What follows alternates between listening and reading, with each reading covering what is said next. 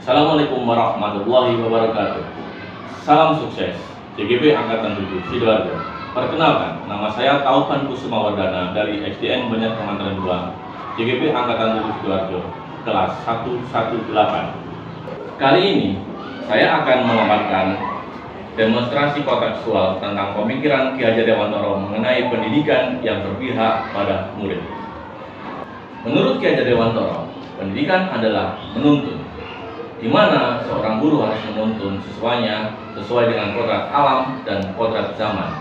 Kodrat alam, guru harus memberi wawasan seluas-luasnya, menuntun siswa untuk mengembangkan segala potensinya sesuai dengan kemampuan pada individu tersebut.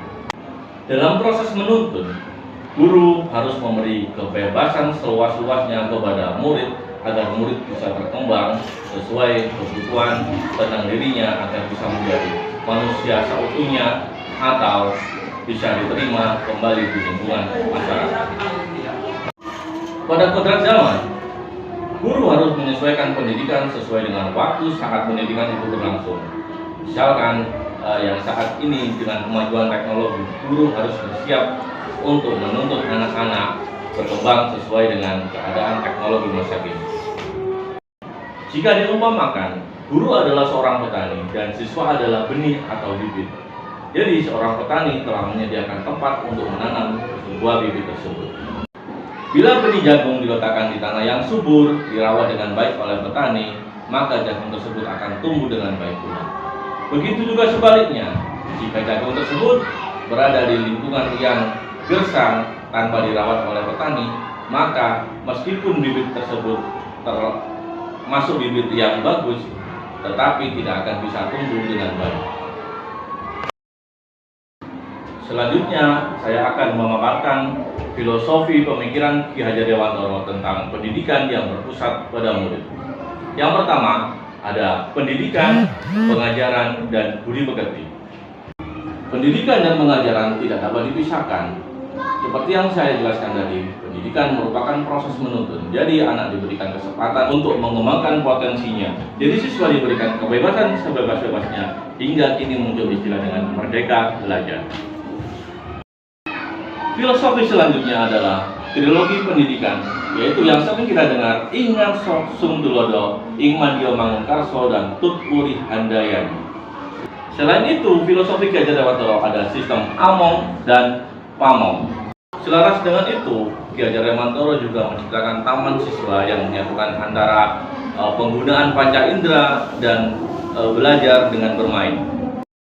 Nah, pada tugas kali ini saya akan memaparkan gagasan yang sesuai dengan pemikiran Ki Hajar Dewantara yang bisa diterapkan di SDN Banjar Kemantren 2. Yang pertama, dari pembelajaran yang sesuai dengan kodrat alam dan kodrat zaman. Kedua, pembelajaran itu berpihak pada murid. Yang ketiga, ada penggunaan panca indera pada pembelajaran. Yang keempat, menggunakan permainan dalam pembelajaran. Yang kelima, yaitu pembelajaran harus sesuai dengan budaya tempat kita belajar atau di lingkungan sekolah. Yang pertama, pendidikan sesuai dengan kodrat alam dan kodrat zaman. Pada pelaksanaannya pembelajaran di SDN Banjar Kemantren 2, contohnya ketika seorang murid mendapatkan tugas membuat buklet, siswa tersebut diberikan kebebasan untuk meluangkan ide-idenya yang dituangkan di dalam buklet. Jadi siswa diberi kesempatan untuk mendesain sebebas-bebasnya tentang buklet tersebut. Sedangkan pada kodrat zamannya, selain membuat buklet pada kertas, siswa juga diajari membuat buklet di komputer dengan aplikasi PowerPoint. Yang kedua, pendidikan dan pengajaran berpusat pada murid atau siswa. Dalam hal ini, siswa diberi kesempatan sebebas-bebasnya untuk menyampaikan idenya. Contohnya, ketika mendapatkan tugas untuk memaparkan distribusi listrik, jadi siswa disuruh mempresentasikan tentang temuannya, bagaimana listrik tersebut bisa didistribusikan mulai dari pembangkit listrik hingga ke rumah-rumah sesuai dengan ide dan bahasanya sendiri. Yang ketiga, penggunaan panca indera sebagai konsentrasi pembelajaran. Dalam hal ini, siswa mengerjakan tugas secara kelompok.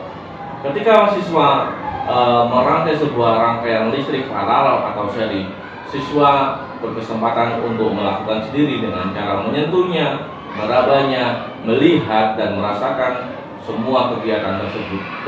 Yang keempat, menggunakan permainan dalam pembelajaran. Selain belajar, anak-anak diberi kesempatan untuk bermain. Maksudnya, sambil belajar mereka bermain. Jadi ketika mereka bermain, permainan tersebut merupakan permainan yang sesuai dengan kompetensi yang akan diajarkan.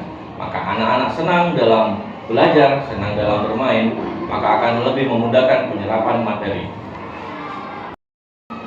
Kelima, pendidikan harus sesuai dengan budaya. Di SDN Banjar Kemantren 2 membudayakan untuk saling bertegur sapa, bertegur salam, melakukan sholat berjamaah, meneladani contoh sifat-sifat Nabi dan lain sebagainya. Dalam melakukan semua hal tadi, tentunya ada tantangan. Di antaranya adalah beragamnya keinginan siswa yang ingin dituruti, manajemen waktu yang seringkali molor, kelas menjadi ramai karena keaktifan siswa. Siswa sering keluar konteks menanyakan hal-hal yang sebenarnya tidak perlu, dan guru dituntut harus kreatif. Solusi untuk memecahkan masalah tadi atau tantangan tadi diantaranya adalah mengarahkan keinginan siswa sesuai dengan tujuan pembelajaran, memperhatikan pembagian waktu agar tidak terjadi kemoloran waktu, menguasai manajemen kelas agar siswa tidak ramai ataupun keluar konteks, menuntun agar siswa tidak keluar dari masalah yang sedang dibahas, dan guru tidak boleh stagnan. Guru harus dituntut untuk kreatif mengembangkan ilmu pengetahuannya. Demikian paparan dari saya. Saya akhiri. Assalamualaikum warahmatullahi wabarakatuh.